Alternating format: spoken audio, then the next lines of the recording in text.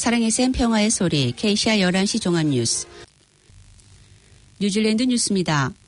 제신다 아든 총리와 미국의 트럼프 대통령과의 회담이 이루어질 것으로 알려지면서 재계와 정계에서는 회담 결과에 대해 상당한 기대를 하고 있는 것으로 알려졌습니다.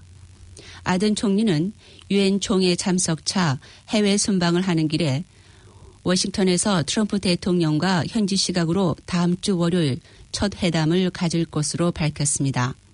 오클랜드 상공회의소의 마이클 바넷 대표는 양국 간의 긴밀한 외교 관계가 뉴질랜드 수출에 상당히 중요하다고 말하며 자유무역을 위한 장벽을 없애도록 유도하기를 바란다고 전했습니다. 뉴질랜드와 미국 양국 간의 교역은 연간 180억 달러 규모인 것으로 알려졌습니다. 어제 아든 총리는 트럼프 대통령과의 회담을 공식 발표하면서 양국의 교역과 태평양 지역의 협력 등의 내용이 주로 논의될 것이라고 밝혔습니다. 아든 총리는 뉴욕으로 향하기 이전 럭비 월드컵이 열리는 일본에 들려 아베 신조 총리와 회담을 가질 예정이며 자리를 비우는 9월 18일부터 28일 사이에는 윈스턴 피터스 부총리가 총리 대행 역할을 하게 됩니다. 유럽의 기상 관측 연구진들은 남극의 오존홀이 1980년대 이후 이번 봄이 가장 작게 나타날 것으로 밝혔습니다.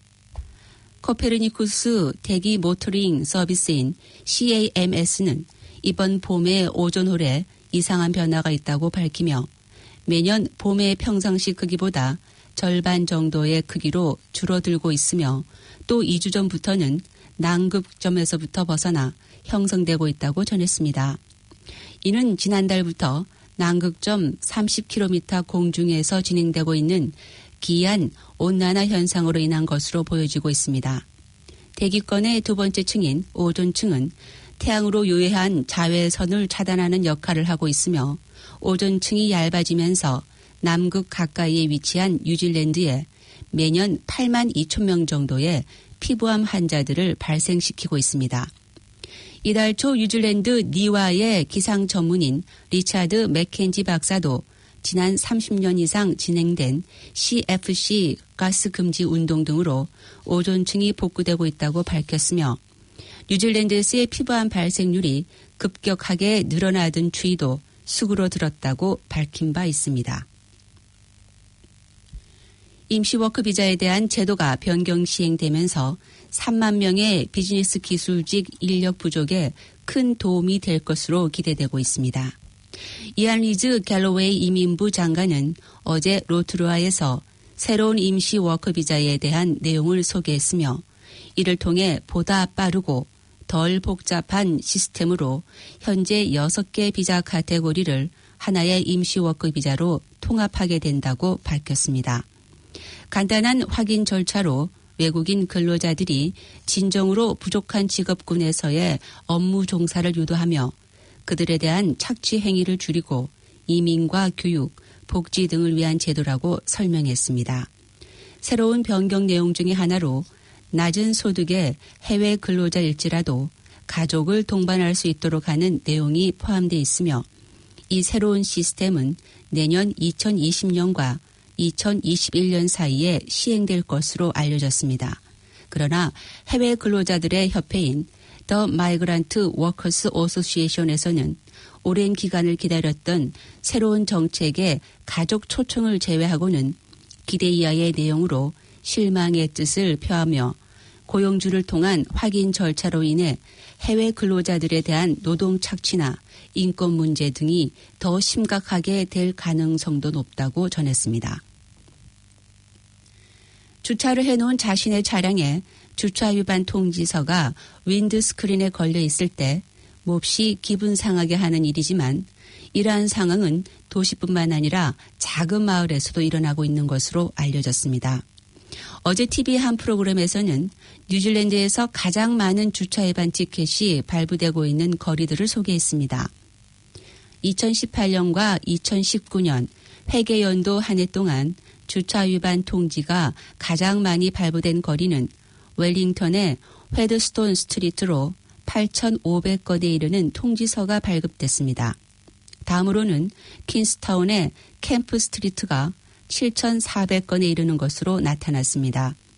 오클랜드에서는 프랜시스 스트리트가 7,100건으로 가장 많았으며 크라이스트처치의 캠브리지 테라스가 그 다음으로 4,700건, 더니던 메요럴 플레이스도 4,700건의 주차 위반 통지서가 발부된 것으로 알려졌습니다. 북섬의 한 마오리 단체가 제임스 쿡 선장이 항해 당시 이용했던 범선에 복제선이 기항하는 것을 반대하고 나섰습니다. 당초 복제된 엔데보호가 노스랜드의 망고누이에 입항하려던 것은 쿡 선장의 뉴질랜드 도착 250주년을 기념하는 투이아 250 행사 중 하나였습니다.